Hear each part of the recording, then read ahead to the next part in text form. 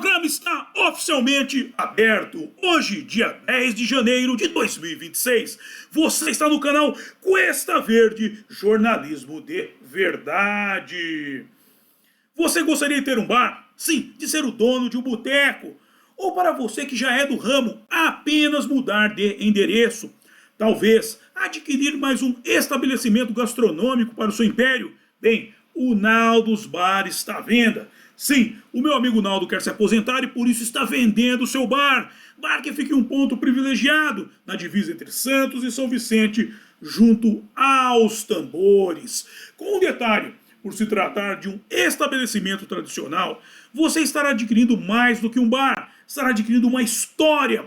Logo, entre em contato com o Cuesta que eu faço o meio de campo entre você e o Naldo, ou vá diretamente lá, sendo que o contato do Cuesta e o endereço do Naldos Bar estão na descrição.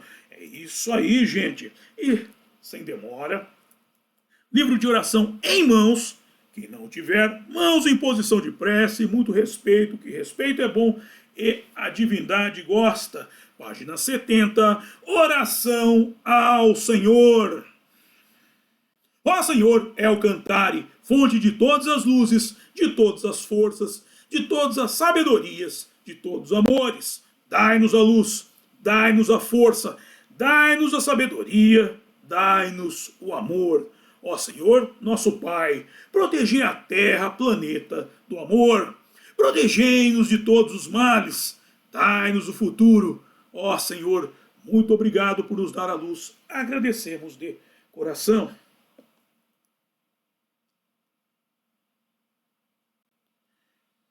Eu peço ao nosso Senhor El Cantare que, por favor, não permita que injustiça alguma ocorra durante esse programa. Muito obrigado. É isso aí. E, respondendo a pergunta de todos, todo mundo está me questionando nas ruas. E aí, Matheus, chegamos em 2026. E o livro? Qual é o livro da vez? É este aqui, ó. Mr. Mercedes, do grande Stephen King. Seguindo a tradição, todo ano eu adquiro um livro do Sr. King.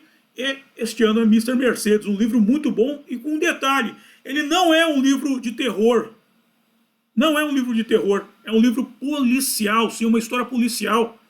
Claro, tem o terror no sentido de se estar no caminho de um psicopata, de um doente mental. Aí sim, esse seria o horror, o terror que o cidadão vive durante o dia a dia, não o terror de cunho místico, como no caso de Carrie, a Estranha, Revival, Cemitério e muitos outros.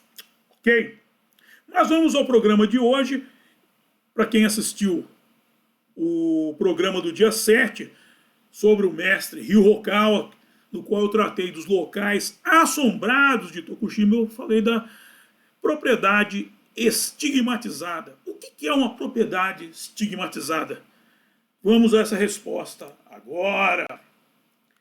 Em 30 de junho de 2025, na Reuters, publicado foi o artigo de autoria de Mariko Katsumura, alcunhado de As Casas Manchadas pela Morte, no Japão, ganham preferência à medida que os preços das propriedades disparam. Lendo-se que a casa que o consultor imobiliário caça-fantasmas Katsutoshi Kodama inspecionou tinha uma história sombria. Há 7 anos, uma idosa se enforcou no banheiro e, em 2024, seu filho morreu sozinho e seu corpo ficou abandonado por 10 dias. Todavia, Kodama diz que ficou na casa, localizada em uma área residencial tranquila, em Shiba, perto de Tóquio, das 10 da noite às 6 da manhã, por quase 20 vezes, monitorando com 4 câmeras de vídeo, uma câmera térmica, um medidor de campo eletromagnético, um manômetro de pressão, um termômetro e um gravador de circuitos integrados. Mas por que é que ele fez essa investigação em um horário em que um peido soa como um trovão? Me pergunta Miriam Big Pig. Em 15 de junho de 2023, No site do padre Paulo Ricardo, publicado foi o artigo de autoria do Monsenhor Stephen Rossetti, alcunhado de 3 da madrugada, uma inversão satânica. Lendo-se que Tiago reclamava de estar sofrendo ataques demoníacos. Um fato me chamou a atenção especialmente. Por isso perguntei, a que horas eles ocorreram? Ele respondeu, às 3 da madrugada. Então eu pensei, a hora demoníaca. Para discernir se alguém está possuído, nós procuramos pelos grandes sinais conhecidos, como saber das coisas ocultas. Isso é um ponto curioso. A entidade, quando ela está possuída, a pessoa quando está possuída pelo demônio, ou uma entidade de cunho demoníaco, ela tem um conhecimento muito exacerbado. Ela sabe de muita coisa. É um conhecimento além do natural. Mateus, por exemplo, o intelectual pode-se dizer que ele está possuído? Não. Não confunda alhos com bugalhos.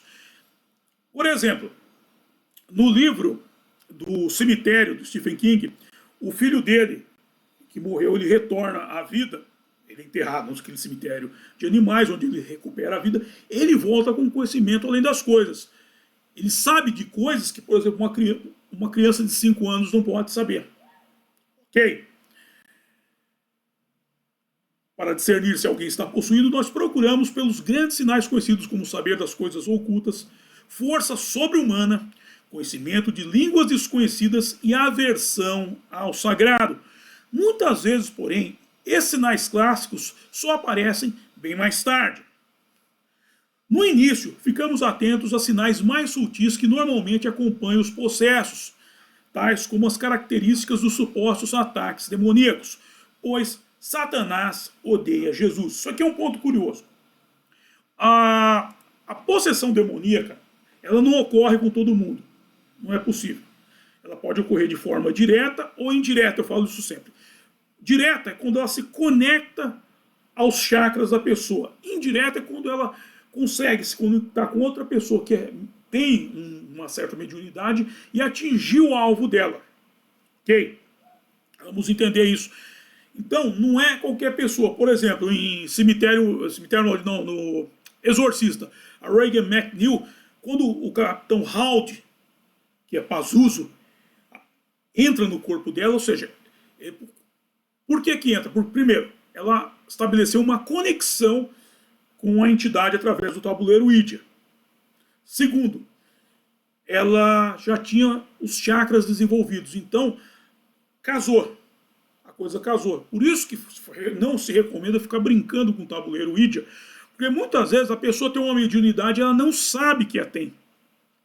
E aí, vai brincar com o diabo, que o diabo vai gostar de brincar com você. Você não vai gostar de brincar com ele, mas ele vai gostar de brincar contigo.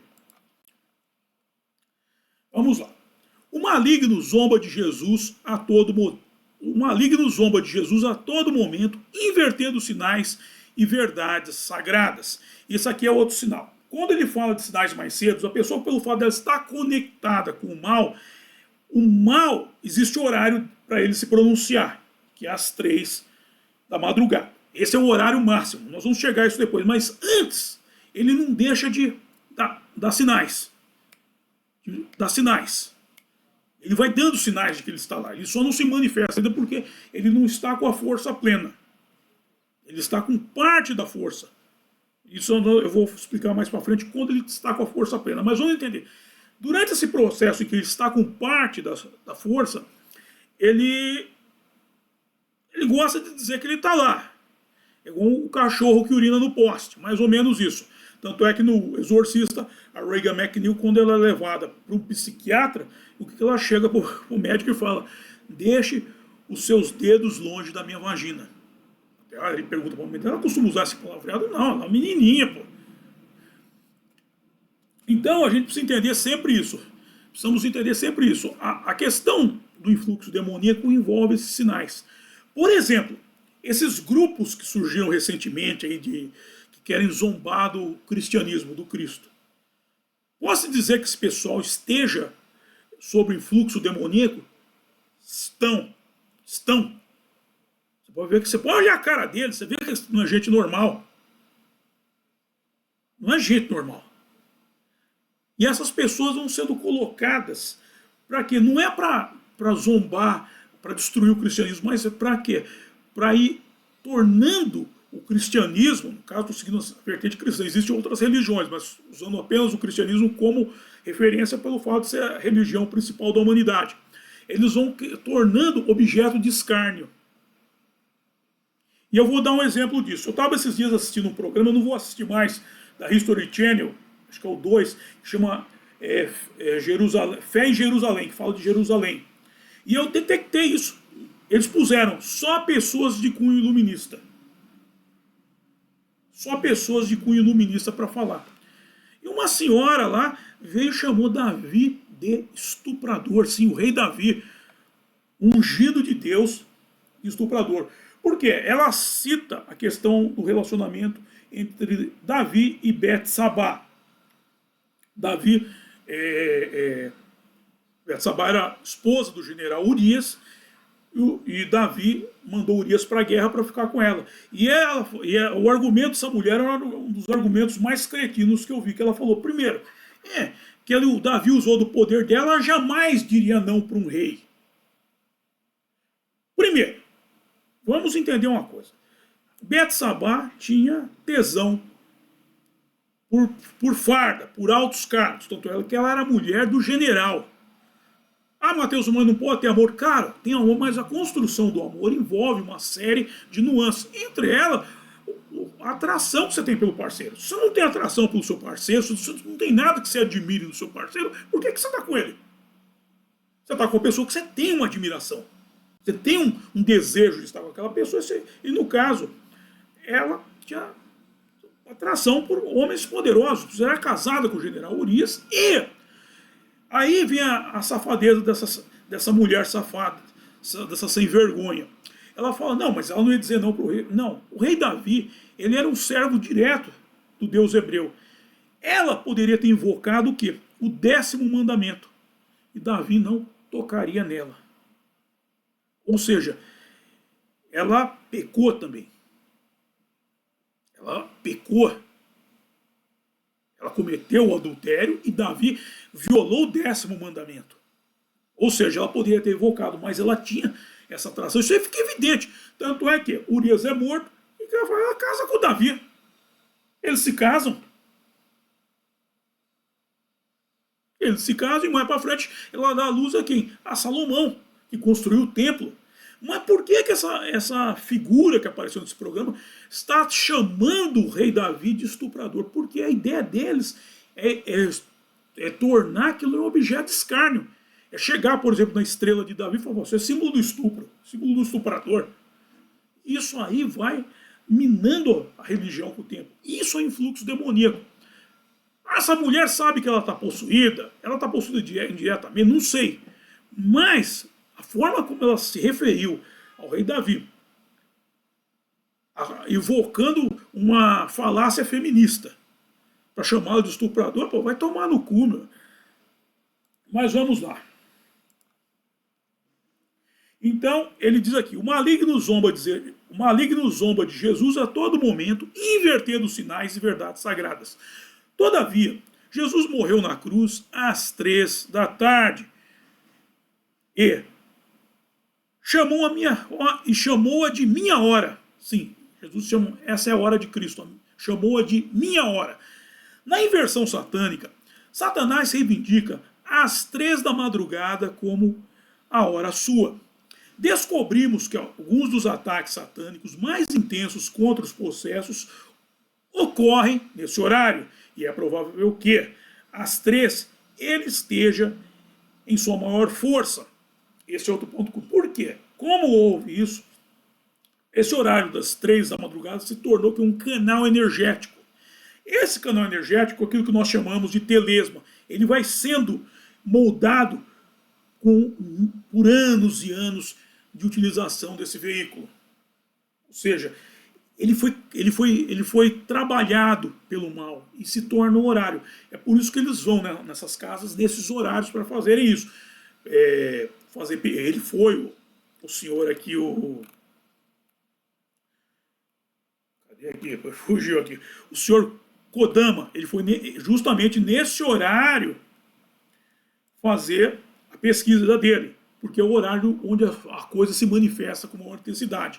Tem inclusive aqueles programas que passam também nesses canais aí, Discovery, History, dos caça-fantasmas. E eles vão nessas casas nesses horários. Só que eu não gosto muito desses programas, porque eles querem dramatizar muito a coisa, eles forçam muito a barra. Fica lá no escuro, desgraçado, com aquelas câmeras de visão noturna. Não tem necessidade disso, meu. Acende a luz. Se é 3 da manhã, a coisa vai acontecer com a luz acesa e com a luz apagada. Não tem necessidade de estar no escuro. É que eles querem forçar a barra. Tanto é que, dá um exemplo, em Amityville, quando o casal Warren foi fazer a pesquisa na casa, eles ficaram até altas horas lá com a luz acesa. Eles não precisaram apagar a luz. Não tem necessidade de ficar no escuro lá, forçando. Ai, sabe, a pessoa quer criar uma atmosfera e por isso, é aquela hora que, como citou a Miriam Big Pig, qualquer peido soa como um trovão. Se você cria uma atmosfera de medo, qualquer peido é um trovão. E não adianta, meu. Não adianta, então não tem necessidade. Mas vamos lá. Ademais, Karina também estava possuída. Essa outra pessoa, outro ator, digamos assim. Ela também descreveu ataques demoníacos intensos às 3 da matina. No curso do longo processo que foi o seu exorcismo, vimos em um determinado ponto que, só lembrando, o exorcismo ele não ocorre num dia só, ele é um processo longo que leva inclusive anos. Deixando claro. No curso do longo processo que foi o seu exorcismo, vimos em um determinado ponto que ela estava perdendo as forças e tivemos medo de que ela não fosse capaz de resistir. Sim, porque isso aí afeta o veículo, destrói o veículo. Muitos possuídos morrem porque o veículo não aguenta. Tem até aquele filme do Exorcismo de Emily Rose, que é um caso real, que aquilo lá, na minha avaliação, foi uma negligência do padre. Foi uma negligência do padre Moore. No filme, isso é uma história real. Por quê? Porque você precisa alimentar a pessoa, você precisa fortalecer a pessoa.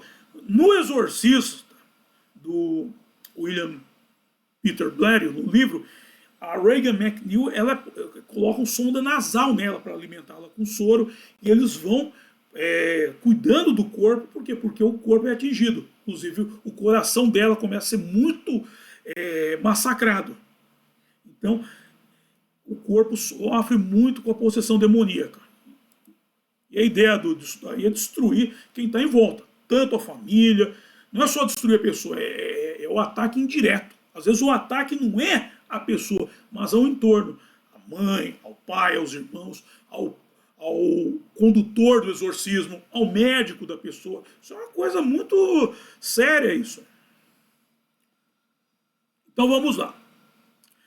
Estávamos mais que preocupados, pois os demônios já estavam agredindo às 3 da madrugada. Então decidimos começar a rezar com ela às 2h30. E, além de dar à jovem algum alívio, minha vontade era atacar os demônios em sua força.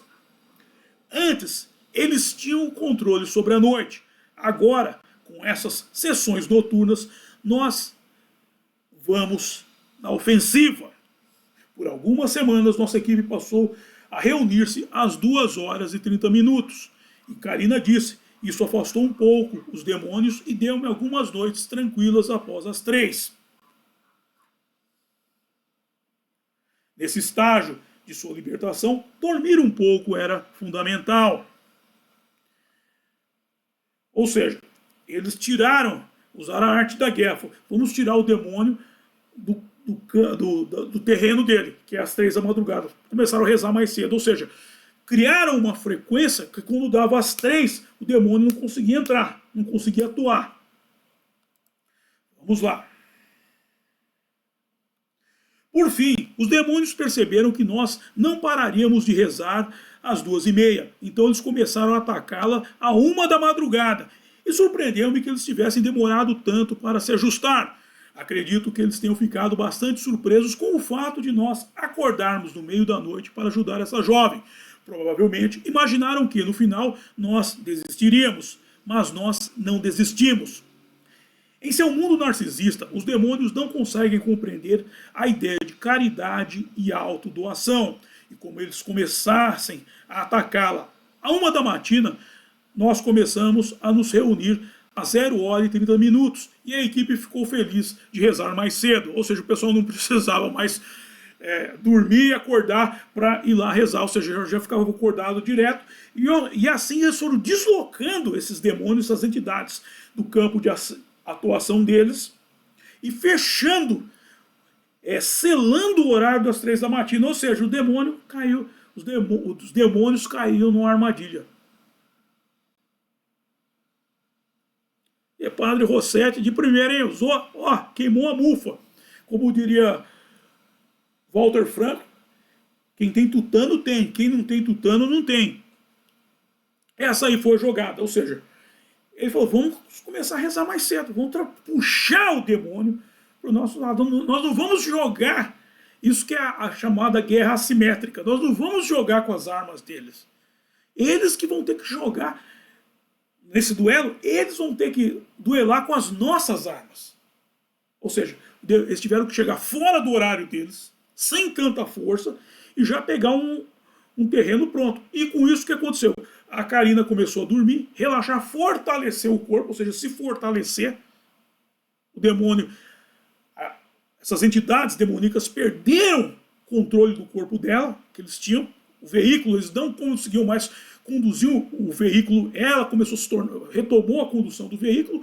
E, no decorrer disso, os chakras foram sendo higienizados. Ocorreu uma higienização energética e isso foi dando para os demônios a seguinte opção: ou vocês vão embora, ou vocês mudam de religião e deixam de se tornarem demônios para se tornarem anjos.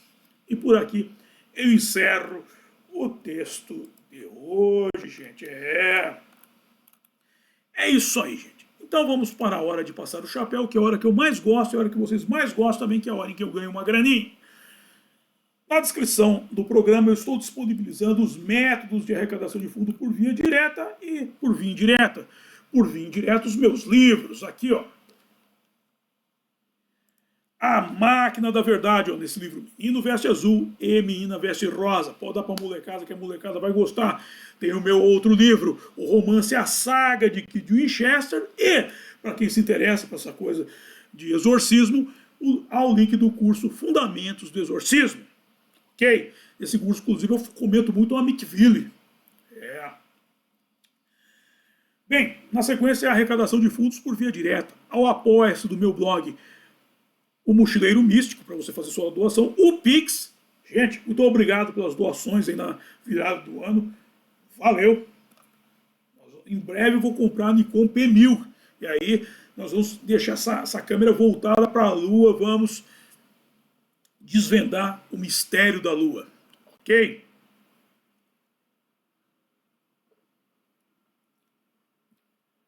Tem o PayPal para os acólitos do estrangeiro. Estamos sendo assistidos em Düsseldorf, hein? Na Alemanha, hein? Muito obrigado a vocês de Düsseldorf. E contribuam com o Cuesta. Eu agradeço. E os nossos seguidores, os acólitos também. Aí há o link da Boutique do Cuesta. E o link com letras de Mateus, meu álbum de rock, em parceria com meu amigo Renato Pópico. E da Boutique do Cuesta para você comprar sua peca de conservador para as manifestações. Teremos uma caminhada aí no dia 1 de fevereiro, promovida pelo Padre Kelman.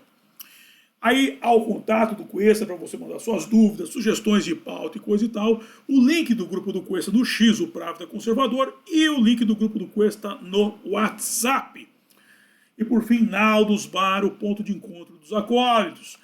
E, falando de cristianismo, próximo evento, atenção, Denilson, todos os carros, Denilson, estudo da palavra, as leis do inferno, Jesus, o Socrático, no sábado, dia 7 de janeiro de 2026, às 6 horas da tarde, às 18 horas, no sábado, dia 17 de janeiro, às 18 horas, estudo na palavra, as leis do inferno, Jesus, o Socrático. Dito isto, quero agradecer a todos vocês que me acompanharam e até a próxima. Bye!